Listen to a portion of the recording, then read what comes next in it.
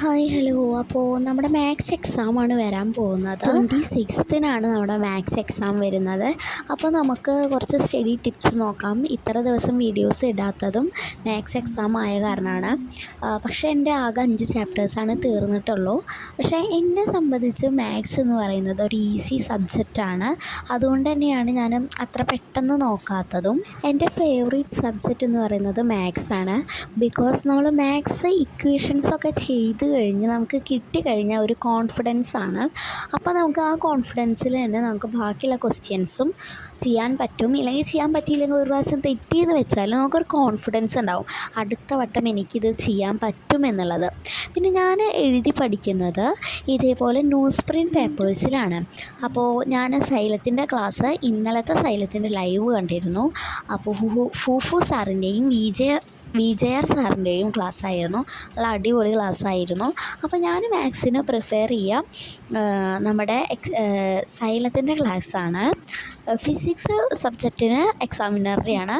But ഞാൻ prefer ചെയ്യുന്നത് സൈലത്തിൻ്റെ ക്ലാസ്സാണ് മാത്സിന്. ഞാൻ യൂസ് ചെയ്യുന്ന ന്യൂസ് പ്രിൻറ്റ് പേപ്പേഴ്സ് ഇതാണ്. നൗലിറ്റി ഗോൾഡ് എന്ന് പറയുന്ന ന്യൂസ് പ്രിൻറ്റിൻ്റെ പേപ്പറാണ്. അപ്പോൾ ഇന്ന് നമുക്ക് നമ്മുടെ എക്സാമിന് വേണ്ടിയിട്ടുള്ള കുറച്ച് ടിപ്സ് നമുക്ക് നോക്കാം. ഫസ്റ്റ് ഓഫ് ഓൾ നമ്മൾ പറയുകയാണെങ്കിൽ എക്സാമിന് പഠിക്കാൻ കുറേ സമയം നമുക്ക് തന്നിട്ടുണ്ട്. അപ്പോൾ ഫസ്റ്റത്തെ പോയിൻ്റ് എന്ന് പറയുന്നത് സ്റ്റഡി ദ കോൺസെപ്റ്റ്. അപ്പോൾ നമ്മൾ കോൺസെപ്റ്റ് എത്രത്തോളം നമ്മൾ മനസ്സിലാക്കുന്നോ അത്രത്തോളം നമുക്ക് ക്വസ്റ്റ്യൻസ് ചെയ്യാൻ കഴിയും. അപ്പോൾ നിങ്ങൾ ഫസ്റ്റ് ഓഫ് ഓൾ ആ ഒരു ബേസിക് ആയിട്ടുള്ള കോൺസെപ്റ്റ് നിങ്ങൾ മനസ്സിലാക്കണം. അതിന് നിങ്ങൾക്ക് യൂട്യൂബ് ക്ലാസ്സസ് പ്രിഫർ ചെയ്യാം, നിങ്ങളുടെ സ്കൂളിൽ ടീച്ചേഴ്സ് എടുത്തിരുന്നത് പോലെ നോട്ട്സ് പ്രിഫർ ചെയ്യാം.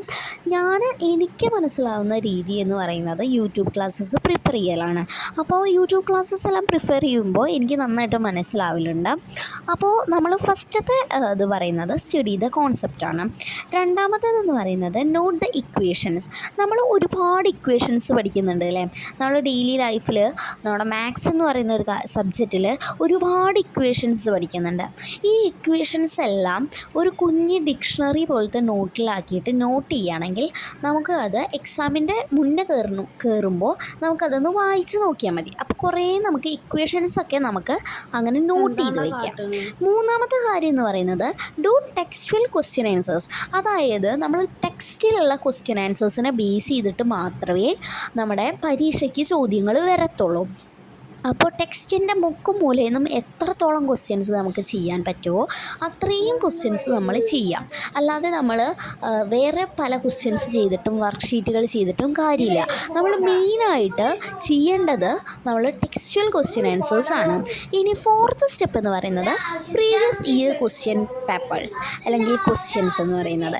ഈ ക്വസ്റ്റ്യൻസ് നമുക്ക് ഏകദേശം നമ്മുടെ ടെക്സ്റ്റിലുള്ള ക്വസ്റ്റ്യൻസ് ആയിരിക്കും. പിന്നെയും നമുക്ക് ഒരു കോൺഫിഡൻസ് തരാനായിട്ട് ഈ PYQs നമ്മളെ ഹെൽപ്പ് ചെയ്യുന്നതായിരിക്കും. അപ്പോൾ PYQs നമ്മൾ കുറേ ചെയ്യാൻ നോക്കാം, നമ്മൾ കഴിഞ്ഞ കൊല്ലത്തെയൊക്കെ ചെയ്യാൻ നോക്കാം. പിന്നെ അഞ്ചാമത്തെ കാര്യം എന്ന് പറയുന്നത് അറ്റൻഡ് ദ ലൈവ് ക്ലാസ്സസ്. നമ്മൾ ലൈവ് ക്ലാസ്സസുകൾ അറ്റൻഡ് ചെയ്യുക. അതായത് സൈലം, എക്സാമിനർ ഇവരുടെയൊക്കെ സ്റ്റഡി പ്ലാനുകൾ ഉണ്ടാവും.